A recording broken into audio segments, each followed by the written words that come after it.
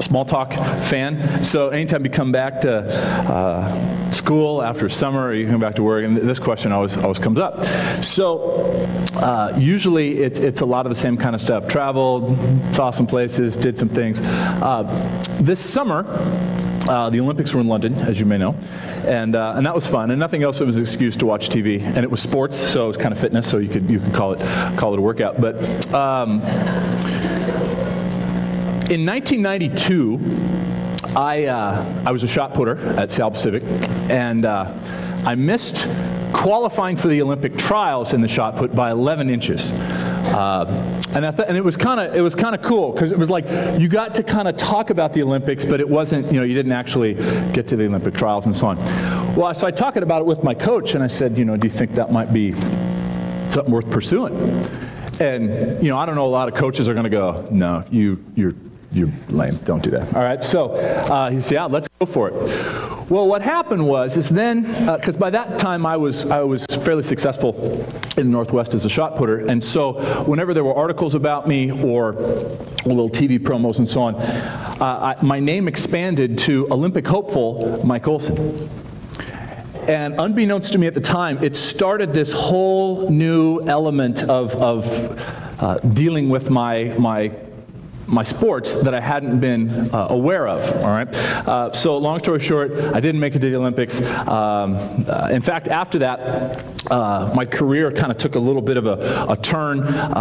Got some just different life priorities, injuries, stuff started catching up with me, and the Olympic hopeful thing actually became a burden in a lot of ways. So I don't know how many of you know, but we have someone who actually qualified for the Olympic trials this summer. So Kim Williams, as you may or may not know, spends a lot of time in the pool, basically going down and coming back faster than most people. All right, swimming is fairly direct, but it goes well for her. So I got to thinking, it'd be cool to talk to Kim about this. Kim and I have known each other since she got here in junior high, and we have had a lot of talks together about this athletics and faith and just what does all this mean? How do we keep it in perspective? What do we do? So what we're going to do for the next 15 minutes or so is talk about that kind of with each other in front of you, all right? So before I call Kim up here, I'm going to put her biggest fear out there right away. It's not even talking in front of her peers, though that's big, okay, because most people get freaked out by that. It's not that she's going to drop the microphone or fall off the chair or something like that, all right? It's not that she's going to say something dumb. No, her biggest fear is this, that for the next 15 minutes, you will think that she's up here in a self-promoting way. Now, if you know Kim, you know that's the furthest thing from her mind. But anytime you put some spotlights, you put it on camera, I mean, there's that whole element, it kind of makes it seem like, yeah, you're up here about yourself. Not the case at all. Here's where you come into this. Kim, like me, like all of you, is dealing with these same issues just in terms of identity and how do I figure out who I am, and God, what plan do you have for me, and what does that mean now, what does that mean down the future, and all these things. For her, God is using athletics. God's using swimming as a way of working through those things. For you, it may be something totally different. It could be music, it could be art, it could be academics, it could be something we don't even know about. So this is not about swimming, this is not about Kim. We're simply using swimming and Kim's story, which is ongoing, as a way of inviting you into thinking about these same things in your life. Because you will always be thinking about them. I'm about ready to turn 42, and I wrestle with these things all the time. You never hit cruise control and like, I got it figured out, now I just need to coast. Always wrestling through all things, always working through these things, all right? So as Kim comes up here, we just invite you into this topic. And our hope is that this topic will be a springboard for you to continue to think about these things in a biblical way in your own life, all right? So would you please welcome my very nervous friend, Kim Williams, to the chair.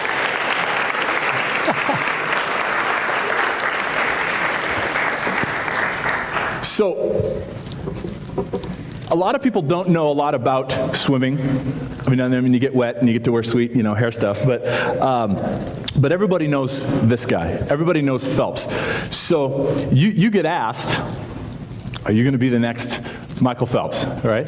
Which is usually meant as a compliment. But before we kind of get into it, let's take a look at what does it mean to be the next Michael Phelps. I think sometimes people don't understand the pressure they put on when they ask questions like that. So a little Michael Phelps from the Olympics here. So, Kim, are you going to be the, no, I'm just kidding. So what goes through your mind when you hear that question? Because again, I think people mean it in a complimentary way, but what goes through your head when you hear that? Usually I just smile and shrug, kind of, and just like, I don't know, maybe.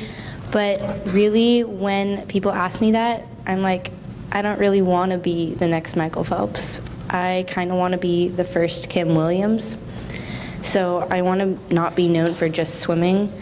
I want to be known for being a follower of Christ, but also a good swimmer, a kind person, someone who smiles at everyone when they walk by them or something like that. More just not the next Michael Phelps, I guess. Now, in my, amen.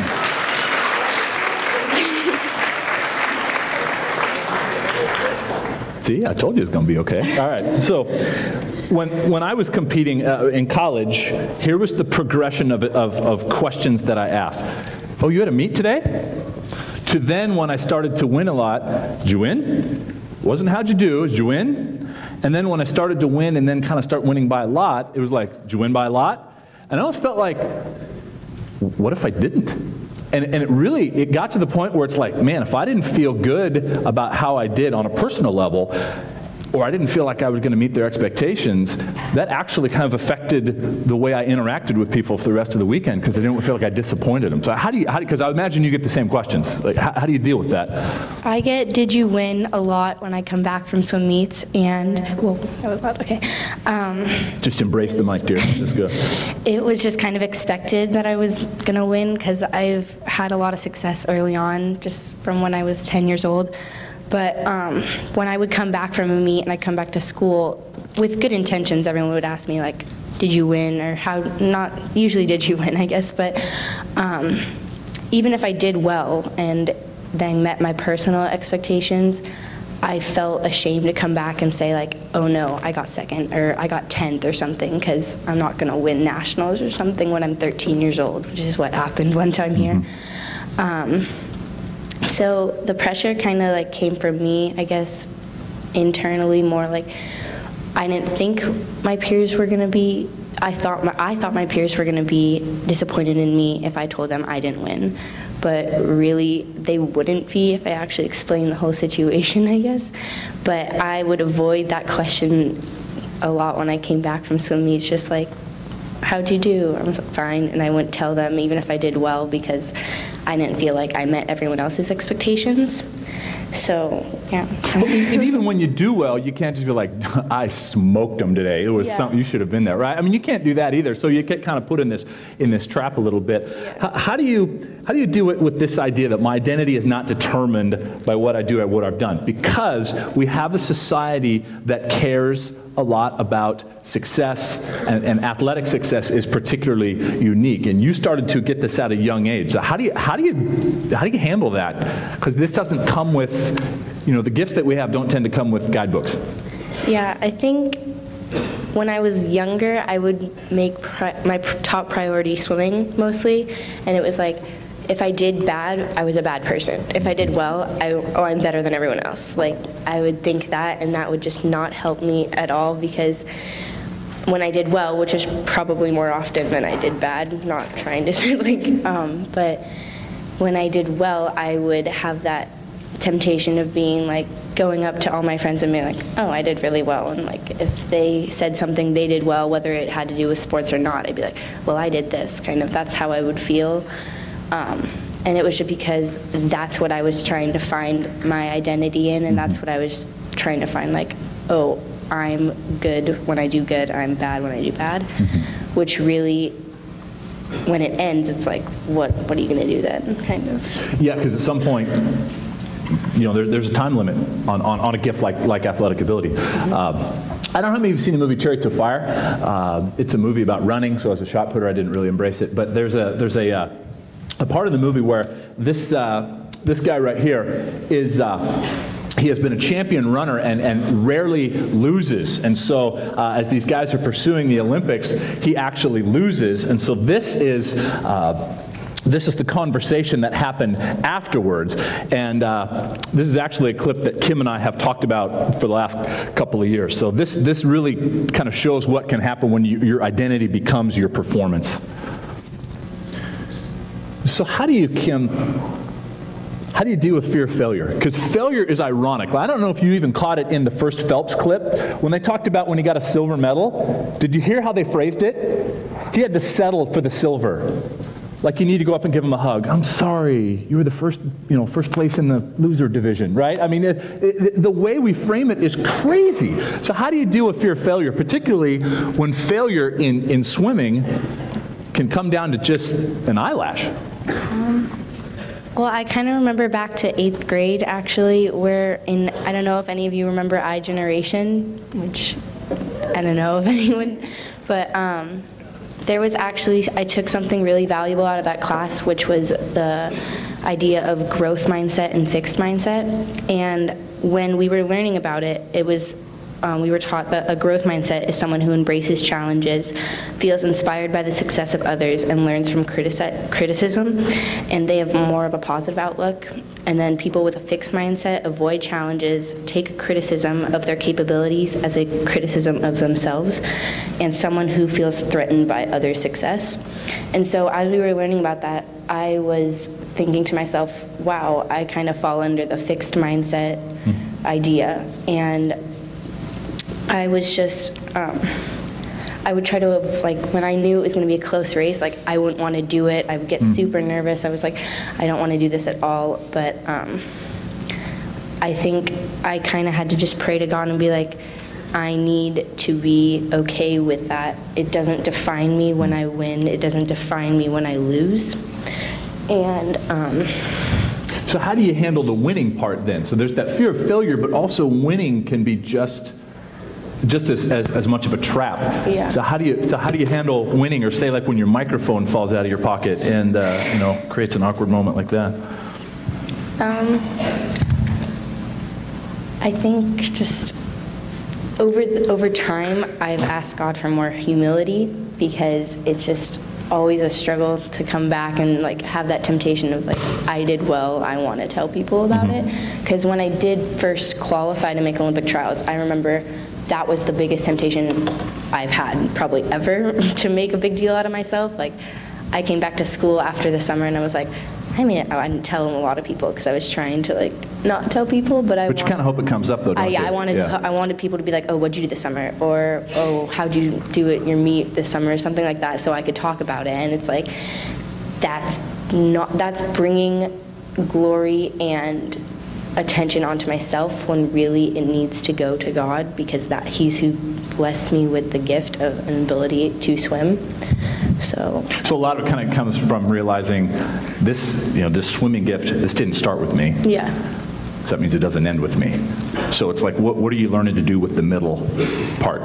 And one of the things that I loved about that sports taught me was there are days when you win, and there are days when you lose, and there's something to learn from both of them.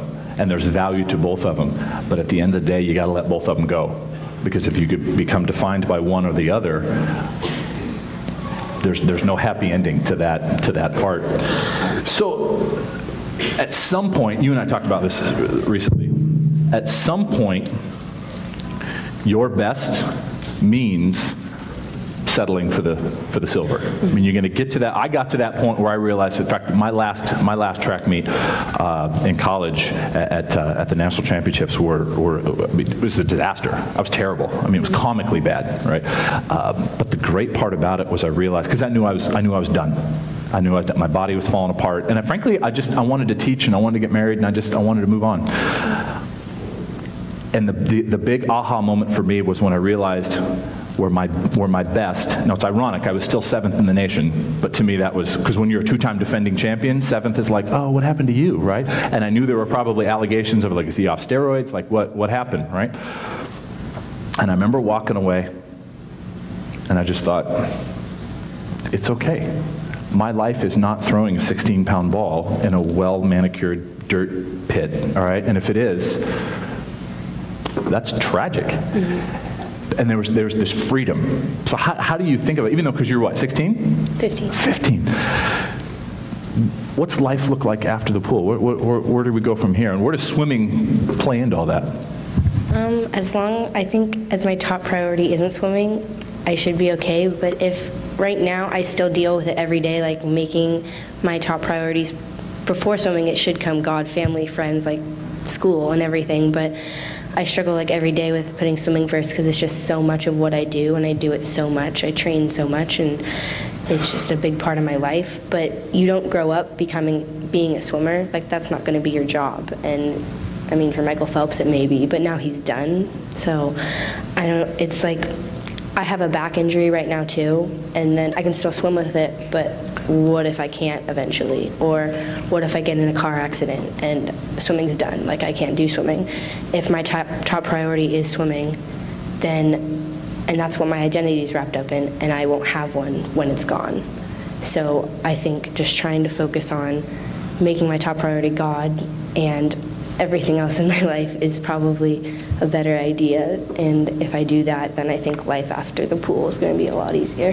And the nice thing is, you don't need to know exactly what's coming, but you just realize, one door closes, another door opens.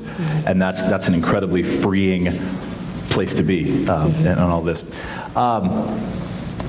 So this verse, why'd you choose this one?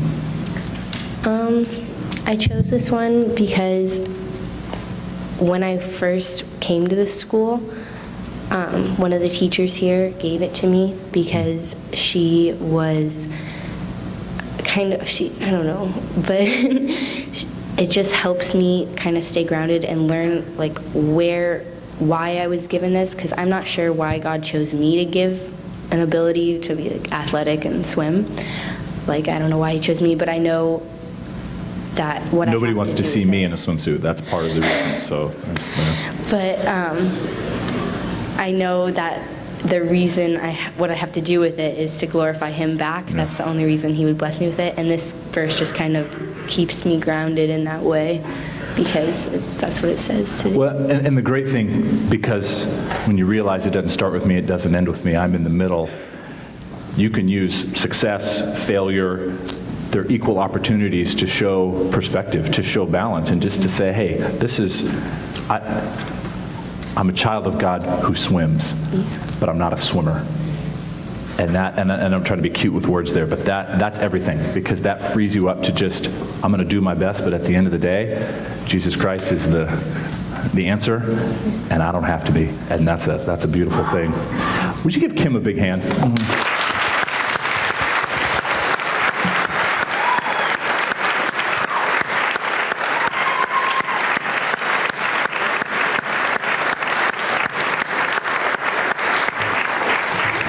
So after chapel, Kim will be signing autographs over here and giving backstroke demonstrations. So anyway, you might want to take note of that.